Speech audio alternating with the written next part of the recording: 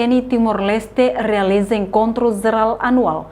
O tema Hari Resiliência na Força Comunidade. Liu feito no labarik feito Sira inclui deficiência Sira. Rede Reabilitação Comunitária Timor-Leste realiza encontro geral anual o tema Hari Resiliência na Força Comunidade Liu feito, labarik feito no deficiência Sira.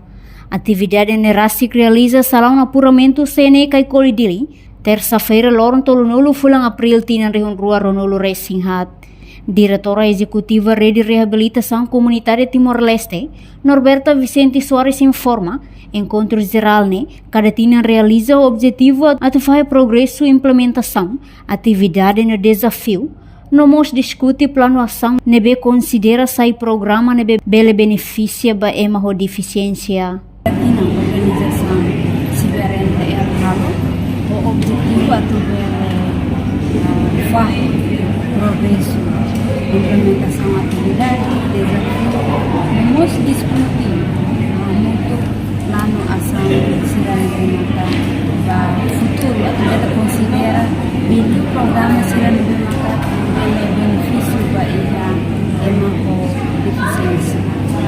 No encontro iremos ao mesmo tempo pode ver liderança liderança Conselho Fiscal CBRNTL yang batinan tunggu online 2024 atau 2027. Teman-teman encontro ini além da apresentação relatório anual CBRNTL lançamos relatório atau bela sai nessa evidência a parte interessada pode ver tahu atenção vamos considera a situação em uma deficiência Liu cria colaboração entre parte interessada será a organização CBRNTL vai implementar programa nível cabelo benefício vai em uma deficiência.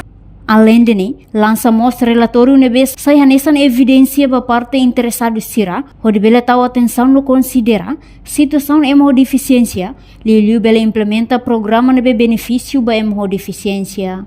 Entretanto, CBRNTL, nya visão mak sociedade inclusiva ba emo hotu he Timor-Leste, no missão, faz informação direito ba emo deficiência, liga ba prevenção violência soro feto no labarik feto ho deficiência. Reportagem Fifanya de Carvalho, Televisão Timor Post. Janela informação ba emogoto.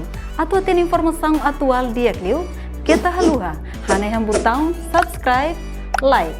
Halo comentário no fahe tutang ba media sosial hotu.